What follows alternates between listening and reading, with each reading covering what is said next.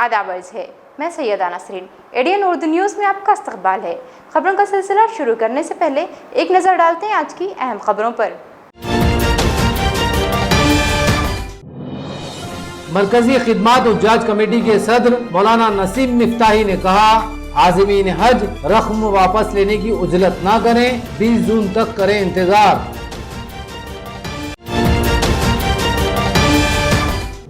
शहर में तेज रफ्तारी से बढ़ रही है कोरोना के मरीजों की तादाद। आज पाए गए 70 नए मरीज, 737 मरीजों का जारी है इलाज।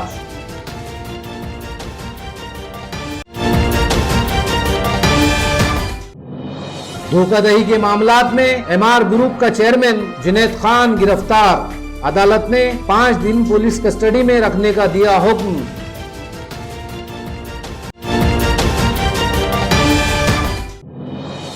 और अपोजिशन लीडर परवीन दरेकर ने कहा, कोरोना वबा से निपटने में रियासती हुकूमत हुई पूरी तरह नाकाम।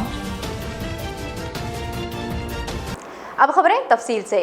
रमज़ान मुबारक के बाद अब इस्लाम के एक अहम फरीज़े हज पर भी कोरोना के खौफनाक साए मंडला रहे हैं। सऊदी हुकूमत हिंद और मरकज़ी व रियासती हज कमेटी ने अभी हज 2020 का कोई वाज़ेह ऐलान नहीं किया, लेकिन ऐसी खबरें गश्त कर रही थी कि हज 2020 मनसूख किया जा चुका है, इसलिए आज़मीन के पैसे वापस लौटाए जा रहे हैं। इस सिलसिले में हमारे एडिटर मोहम्मद एजाज ने मरकज़ी खिदमात हज कमेटी के सदर मौलाना नसीम मिफ्ताही से बात की, जिसमें उन्होंने बताया कि आज़मीन हज 20 जून तक इंतज़ार करें, हुकूमत की तरफ से वाज़ेह ऐलान के बाद ही कोई कदम उठाएं। लेकिन रमज़ान के महीने के फौरी बाद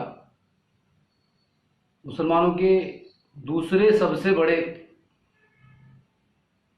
फरीज़े हज की तैयारियों का आगाज़ होता है। इस साल भी ये तैयारियां जारी थी। लोगों ने अपने फॉर्म दाखिल कर दिए थे, कुरानदाजी हो चुकी थी, हाजियों का इंतखाब हो चुका था। लेकिन इस बार हज पर भी कोरोना का मनहूस साया मंडरा रहा है और इस बारे में सऊदी हुकूमत ने कुछ गाइडलाइंस जारी किए थे, जिसके मुताबिक इस साल हज के मुताल्लिक अभी तक कोई वाज़ेह फैसला नहीं आया। हाजियों में एक तज़ब्ज़ुब फैला हुआ था। इस सिलसिले में हमने आज खिदमात हुज्जाज कमेटी औरंगाबाद के सदर मौलाना नसीमुद्दीन मिफ्ताही से बात करते हैं और उनसे पूछते हैं कि अभी क्या हालात हैं और अभी क्या फैसला हुआ है। मौलाना, जो हज की अभी सरगर्मियां चल रही थी जी, तो इसके बारे में भी क्या फैसला हुआ है, क्या इत्तला है आपका? जी, सेंट्रल हज कमेटी ऑफ इंडिया ने ये इत्तला दी है कि आप अपने पैसे अगर चाहें तो वापस ले सकते हैं। गोया पैसे वापस लेना अपने हज से दस्तबरदारी का एतराफ़ है। हमारी ज़ाती राय ये है कि 15 जून को यकीनी तौर पर इंशाअल्लाह सऊदी अरब के ज़िम्मेदार हुकाम और वज़ारत हज इस सिलसिले में फ़ैसला कुन जो है आपका हुक्म सुनाएगी कि हज किस तरह किया जाए। अभी सऊदी हुकूमत की तरफ से ऐसा कोई वाज़ेह फैसला नहीं आया, इसके बावजूद हज कमेटी पैसे वापस करने के लिए क्यों इसरार कर रही है? सेंट्रल हज कमेटी ऑफ इंडिया इसलिए वापस पैसे कर लेने के लिए जो है इत्तला दी है कि उनको ये अंदाज़ा हुआ है कि शायद इस साल जो है तो बैरून ममालिक के लोगों को सऊदीया में हज के लिए न बुलाया जाए। इस इम्कान के तहत उन्होंने जो है ये इत्तला दी है, लेकिन इसके बरखिलाफ भी हो सकता है, जिसका मैंने अभी जिक्र किया। अभी 20% अगर इजाज़त अगर इन्होंने दी है, अगर हो सकता है कि 20% की इजाज़त मिल जाए, तो फिर जो चुने हुए हाजी है जिनका नंबर लग चुका, उनमें से इंतखाब कैसे होगा? आपका क्या? मेरा अंदाज़ा ये है कि वो सीरियल नंबर से उनको जो है तो मौका दिया जाएगा। अब वहाँ के चीफ एग्जीक्यूटिव ऑफिसर जनाब डॉक्टर मकसूद अली ख़ान इस सिलसिले में बहुत कोशिश कर रहे थे कि किसी तरह से इन साल अगर हज हो जाए तो बहुत अच्छा है, लेकिन अगर ना हो तो जिनका इंतखाब हुआ इस साल उनको आइंदा साल चांस और मौका दिया जाए। लेकिन ये बात भी अभी कोई फैसला कुन जब तक नहीं हुई है। कब तक फैसला उसका हो जाएगा?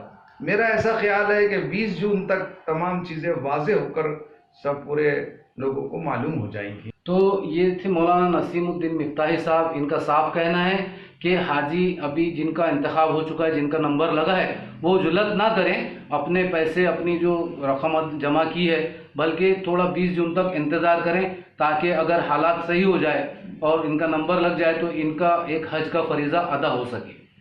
मैं मोहम्मद एजाज अली, कैमरामैन अथर चिश्ती के साथ, एडीएन उर्दू न्यूज़। कर्फ्यू में राहत के साथ कोरोना वायरस की मुसीबत भी बढ़ती जा रही है।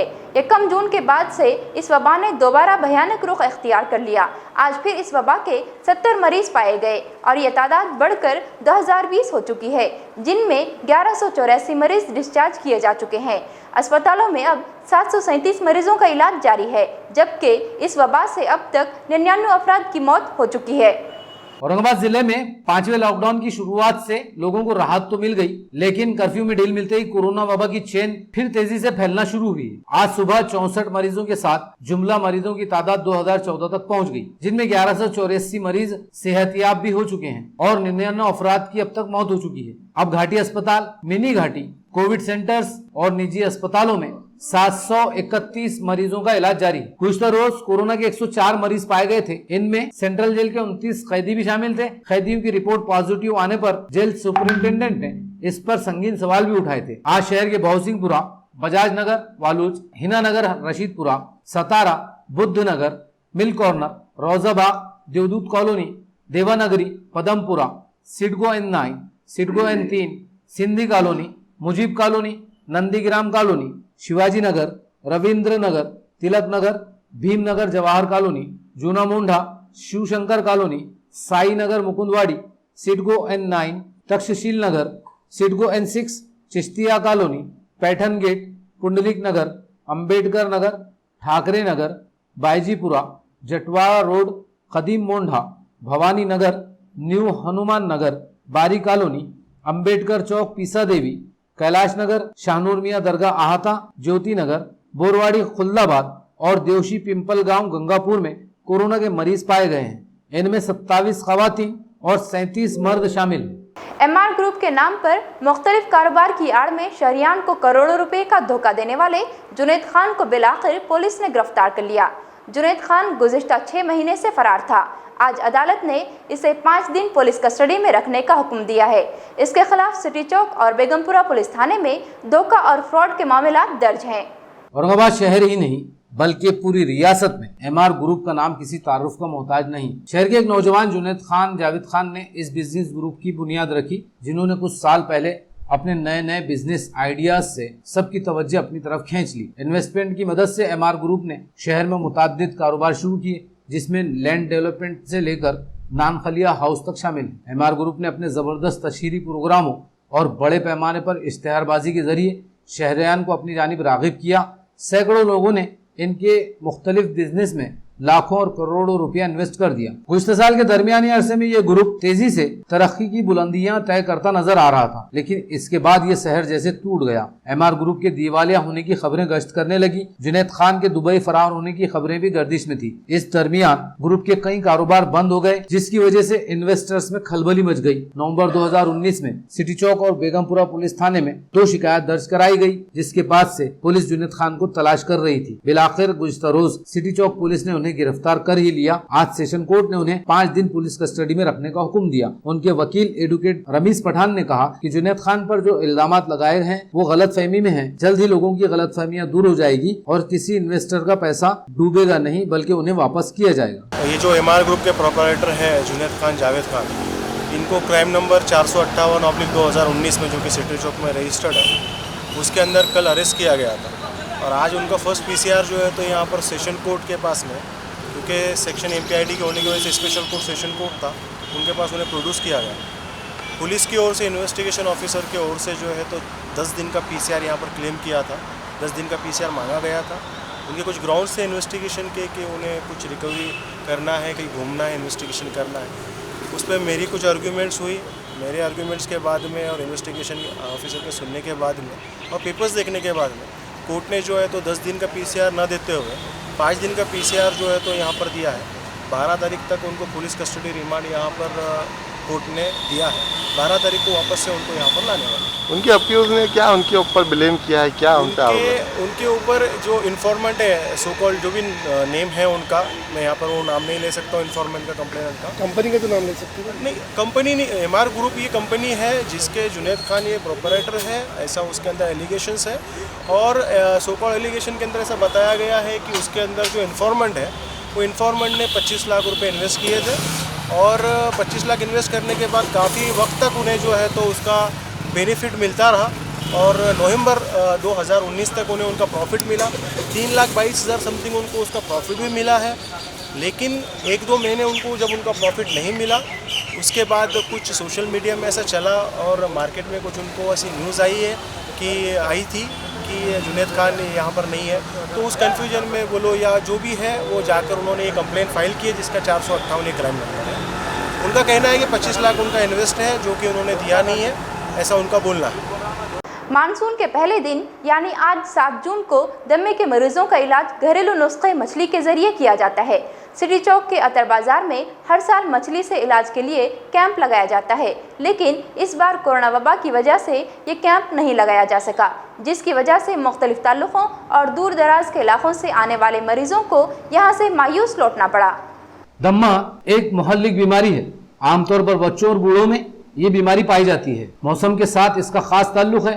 खास तौर से बारिश की शुरुआत में दम्मे के मरीजों की तकलीफ बढ़ जाती है, जिसमें उन्हें सांस लेने में शदीद तकलीफ होती है।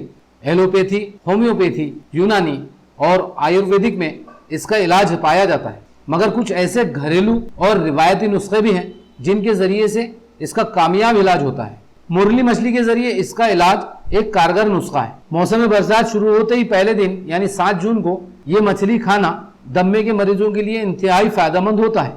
औरंगाबाद समेत मुल्क के मुख्तलिफ शहरों में मानसून के पहले दिन ये मछली दम्मे के मरीजों को खिलाई जाती है।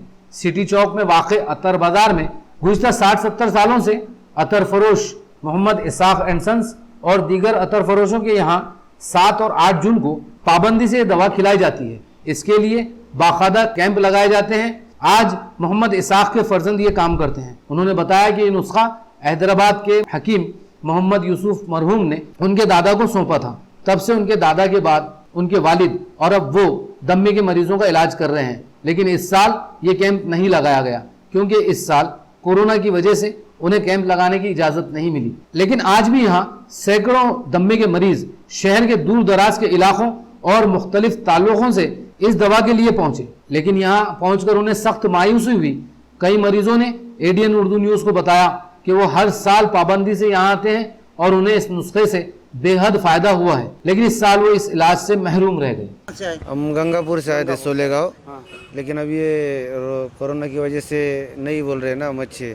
किसके लिए दवा चाहिए था? हमारे पिताजी के लिए। तो उनको दमे की बीमारी है, तो उसके लिए हम ये आए थे। देखेंगे अगले दिन या कब कल मिलता है या वो हिसाब से आ जाएंगे, क्योंकि ये साल में एक बार ही रहता है ना, तो फिर अगले साल तो देखना पड़ेगा, नहीं तो ऐसा है। कितने साल से आते हैं आप यहाँ पर? 6 साल से। 6 साल से। हाँ। आपको फायदा हुआ इससे? फायदा हुआ। क्या बीमारी थी आपको? और दमा की थी। दमे की बीमारी। हाँ। अच्छा, तो अभी ये साल नहीं मिल रहा है फिर क्या करना, उन्होंने ऐसा बताना था ना। अच्छा। हाँ, फिर इतने लोग नहीं आते, अभी तरस रहेगा, यहाँ पर जगह नहीं मिलेगी। तुमने ऐसा कुछ तो लिख के रखना था ना वो लोग ने। मैं रत्नाकर पर चौधरी पुंडलिक नगर से आता है। मैं 10 साल से यहाँ पे दवाई लेने को आता है। मेरे को फर्क पड़ गया बहुत से। हाँ, अच्छा, 90% फर्क पड़ गया मेरे को। फिर इस साल तो आपको नहीं मिल रहा है? नहीं मिल रहा है। फिर आपने अभी बात की उनसे? हाँ, बात की आपने उनसे? हाँ, बात किया ना। अच्छा, ठीक है। तो फिर अभी इस साल ऐसे ही जाएगा आपका? हाँ, नहीं, वो दूसरी दवाई ले गए ना अभी। अच्छा, ठीक है। अजी ये दवा जो है हम पिछले 60 साल से दे रहे हैं। जैसा मेरे दादा, मेरे वालिद साहब, ये नुस्खा जो है ये यूसुफ साहब का है। मोहम्मद यूसुफ साहब हैदराबाद वाले हैं, उन्होंने लेके आए थे यहाँ से। ये कम से कम यहाँ 500-700 लोग आते, दवा खा के जाते। ये साल जो है हमने मच्छी रखे नहीं लॉकडाउन की वजह से, इससे जैसा तकलीफ़ ज़्यादा होती लोगों को, इस वास्ते वो मच्छी रखे नहीं। बाकी दवा दे रहे हैं हम उसकी। वो मुरली मच्छी बोलते हैं उसको।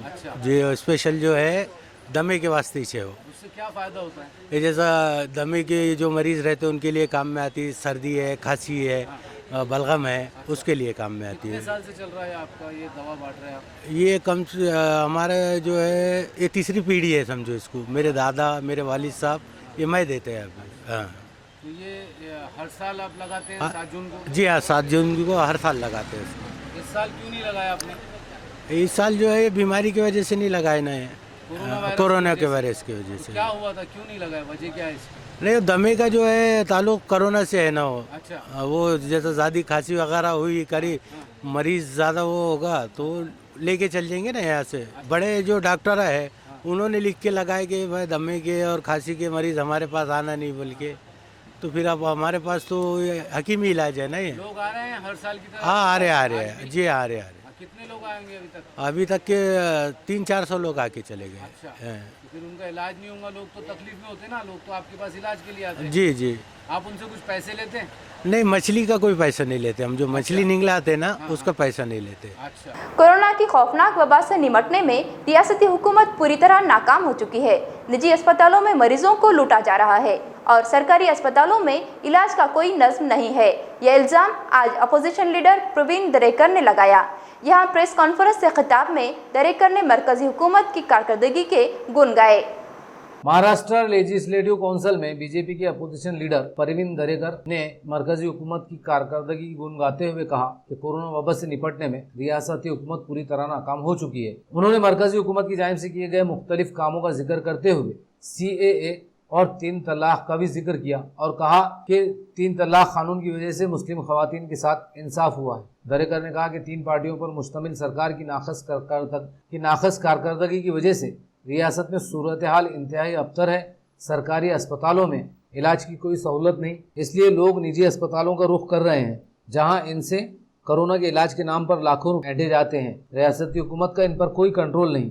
हुकूमत ने कोरोना के मरीजों का इलाज मुफ्त करने का ऐलान किया, लेकिन निजी अस्पतालों में एक मरीज के इलाज पर 6 लाख रुपए खर्च वसूल किए जाते हैं। उन्होंने कहा कि रियासती हुकूमत ने ऐलान किया था कि कोरोना के मरीजों का इलाज ज्योतिबा फुले जीवनदायी स्कीम के तहत किया जाएगा, इसलिए रियासती हुकूमत तमाम मरीजों के पैसे वापस लौटाए। मरकजी हुकूमत ने रियासती हुकूमत को भरपूर फंड फराहम किया था, लेकिन रियासती हुकूमत ने अपने मंसूबों में और इसे खर्च करने में पूरी तरह नाकाम रही। इस प्रेस कॉन्फ्रेंस में साबिक assembly speaker Haribhau Bagade, member parliament doctor Bhagwat Karad, member assembly Atul Save, member assembly प्रशांत बम, शहर सदर संजय केनेकर, अनिल मकरिये और शिरीष बोराळकर वगैरह मौजूद थे।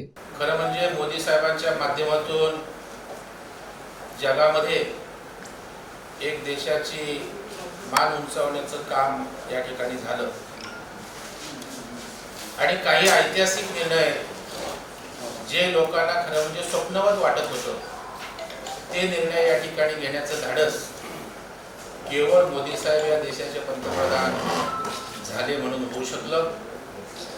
काश्मीरचं 370 कलम रद्द करणं हे कोणाला स्वप्नातही होईल असं वाटलं नव्हतं आणि आज ते काश्मीर खऱ्या अर्थानं भारताशी एकरूप झालं। तिथलं जनजीवन त्या ठिकाणी सुधारते, उंचावते। त्याचबरोबर त्रिपट तलाक त्या ठिकाणी या संदर्भात सुद्धा एक ऐतिहासिक असा निर्णय त्या ठिकाणी मुस्लिम महिलांना दिलासा देणारा त्या ठिकाणी झाला।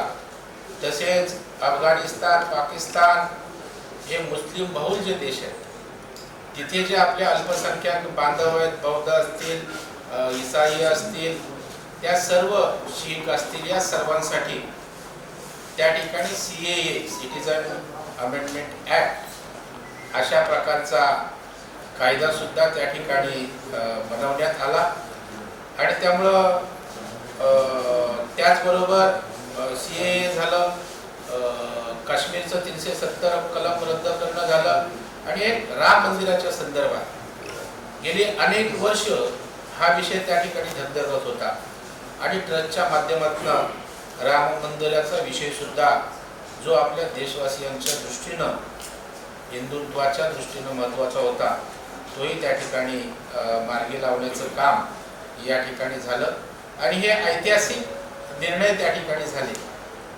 ऐतिहासिक निर्णयांबरोबरच या ठिकाणी देशाला प्रगतीकडे नेण्यासाठी त्या ठिकाणी ज्या ज्या विकासाच्या योजना होत्या त्या वेगवेगळ्या मी प्रेसच्या माध्यमातून प्रेस नोटच्या माध्यमातून तपशीलवार आपल्याला देणारच आहे. आणि आज दुसरा महत्त्वाचा विषय जो कोरोना आज संपूर्ण जगाला भयभीत करून ज्या कोरोनाने सोडलंय त्या कोरोनाच्या संदर्भात सुद्धा मोदी साहेबांनी सुरुवातीपासून अलर्ट होत आज नियंत्रणात कोरोना ठेवण्याचा त्या ठिकाणी प्रयत्न केला. नाजरीन, यहाँ लेते हैं मुख्तसर वक्फा.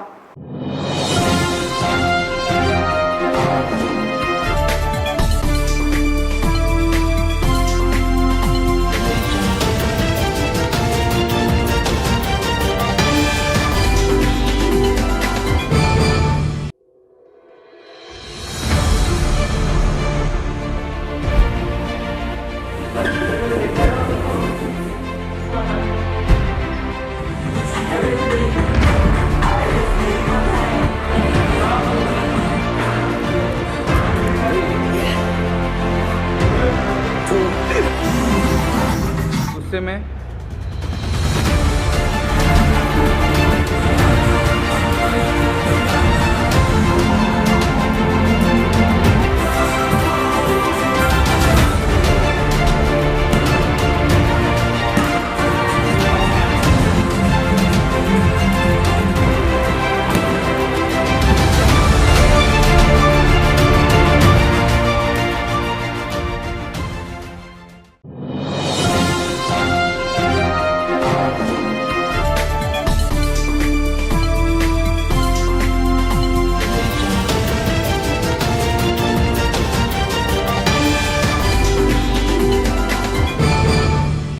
वक्फे के बाद दोबारा खैर मकदम.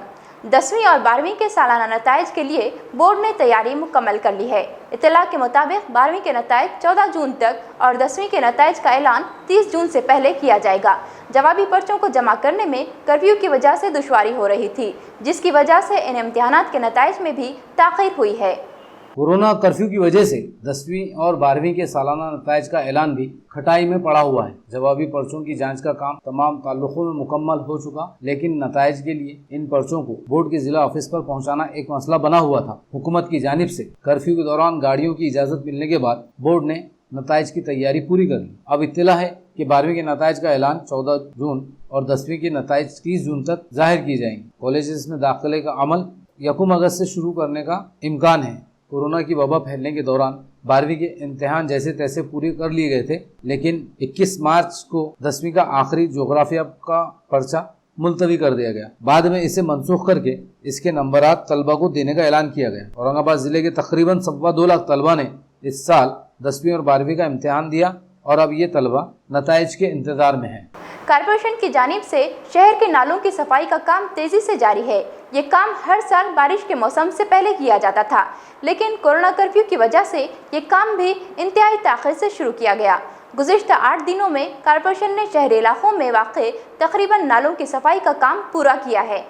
हर साल मौसम बरसात से पहले म्यूनसिपल कारपोरेशन की जानिब से शहर के नालों की साफ सफाई की जाती है, लेकिन इस बार मौसम बरसात आज से शुरू हो चुका है. इसके बावजूद म्यूनसिपल इंतजामिया की जानिब से अभी भी शहर के नालों की सफाई का काम किया जा रहा है. आज पिलियारख पंचकुआ खबरस्तान के नाले की सफाई का काम किया गया.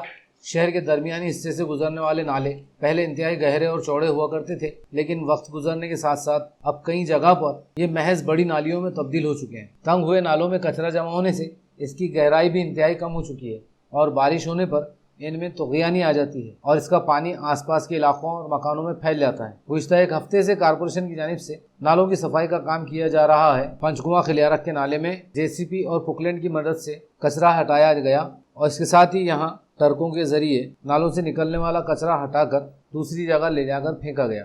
कोरोना कर्फ्यू की वजह से किराए की दुकानों में कारोबार करने वाले दुकानदार दोहरी मुसीबत में गिरफ्तार हैं. पैठन गेट में फैशन बाजार के मालिक यूसुफ मुकाती ने अपने तमाम किराएदारों का किराया माफ़ करके इंसानी हमदर्दी की बेहतरीन मिसाल पेश की. इनकी इस बेहतरीन अमल की तकलीद में तकरीबन 25 से ज़ायद अफराद ने अपने किराएदारों का किराया माफ़ कर दिया. अगर पूरे शहर में दुकानों व मकानों के मालिकीन ने इनकी तकलीद की तो शहर के लाखों अफराद एक बड़ी परेशानी से आज़ाद होंगे.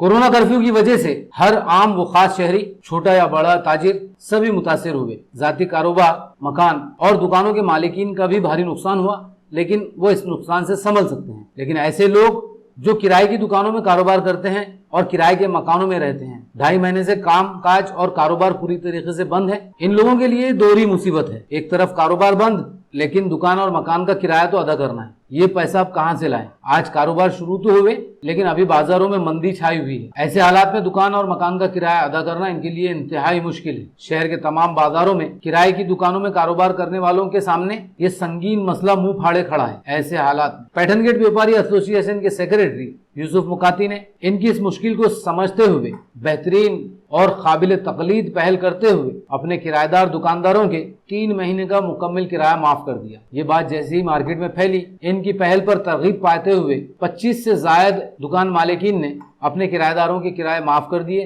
पैठन गेट में दुकानों की किराए बहुत ज्यादा है। यहाँ एक छोटी सी दुकान के लिए 20 से 25 हजार रुपए माहाना किराया अदा करना पड़ता है। यूसुफ मुकाती पैठन गेट मछली खड़क रोड पर वाक़े फैशन बाजार मार्केट कॉम्प्लेक्स के मालिक हैं। यहाँ रेडीमेड कपड़ों की तकरीबन 15 से ज्यादा दुकानें हैं। किराया माफ होने की वजह से दुकानदारों में खासी खुशी पाई जा रही है। उन्हें उम्मीद है कि इनका कारोबार जल्द संभल जाएगा और वो कोरोना के भयानक असरात से बाहर निकल जाएंगे। ये मसला दूसरे दुकानदारों और किराए के मकान में रहने वालों का भी है। अगर यूसुफ मुकाती और उनके दूसरे साथियों की तरह मकानों और दुकानों के मालिकीन ने भी अपने किराएदारों का किराया माफ किया तो इससे शहर के लाखों किराएदारों की एक बड़ी मुसीबत खत्म हो जाएगी। अभी जो लॉकडाउन हुआ था उसमें जो हमारे शॉप के मालिक है यूसुफ भाई मुकाती, उन्होंने हमारे को 2.5 महीने का पूरा भाड़ा माफ़ कर दिया है।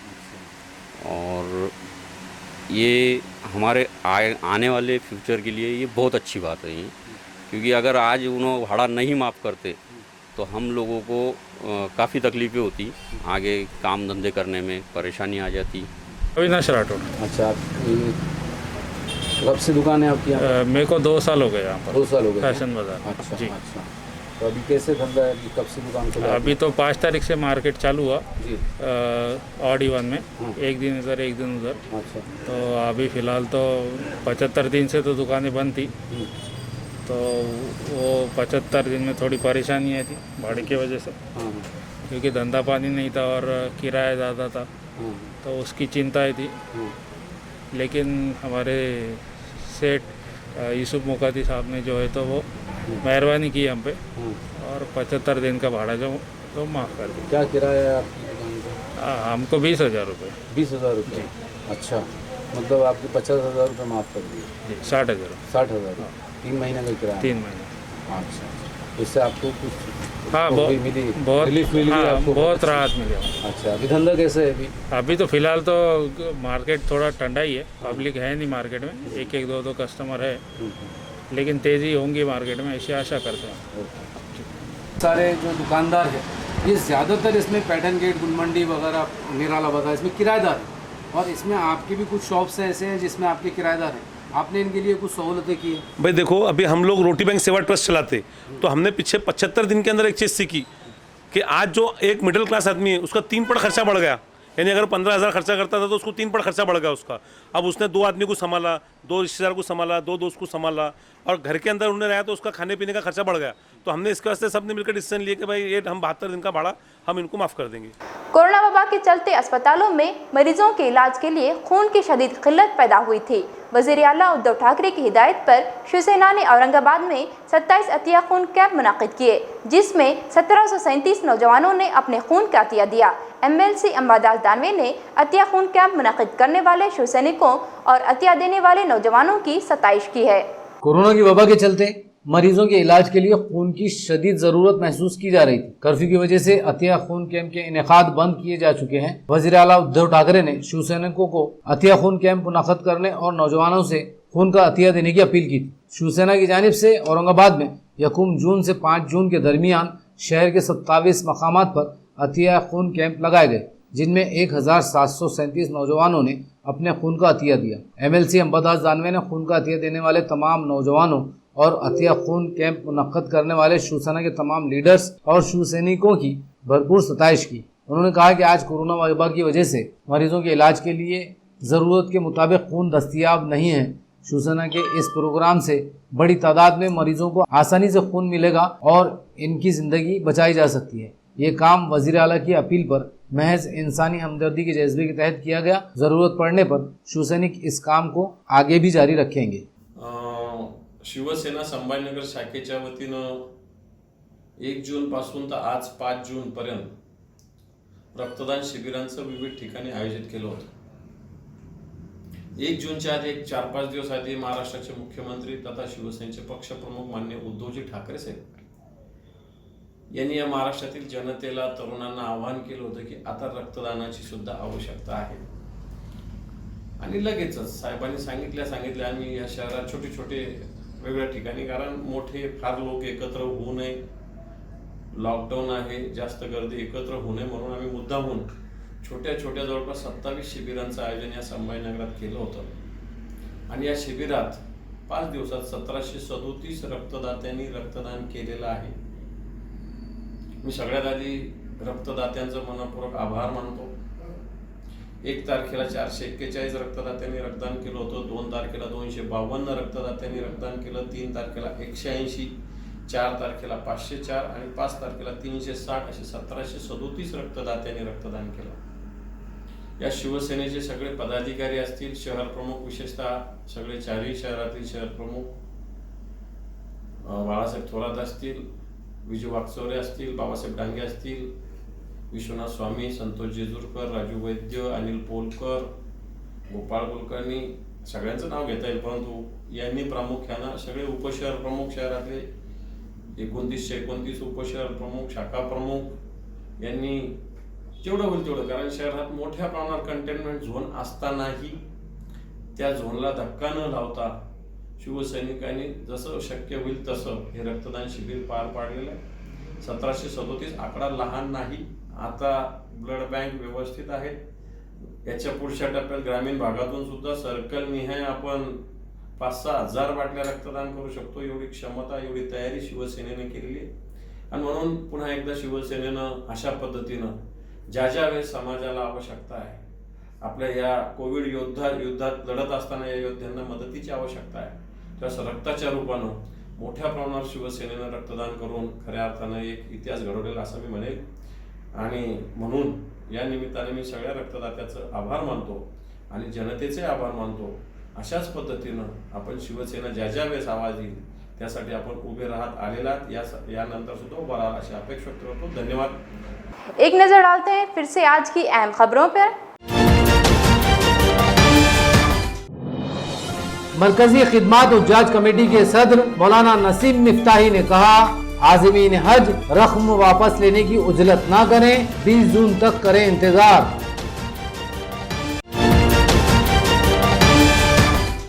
शहर में तेज रफ्तारी से बढ़ रही है कोरोना के मरीजों की तादाद। आज पाए गए 70 नए मरीज, 737 मरीजों का जारी है इलाज।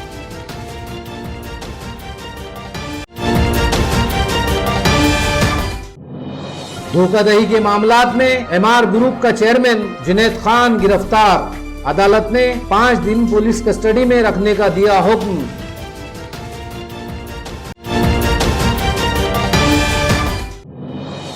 और अपोजिशन लीडर परवीन दरेकर ने कहा, कोरोना वबा से निपटने में रियासती हुकूमत हुई पूरी तरह नाकाम। तो ये थी आज की खबरें। कल फिर मिलते हैं ताज़ा खबरों के साथ।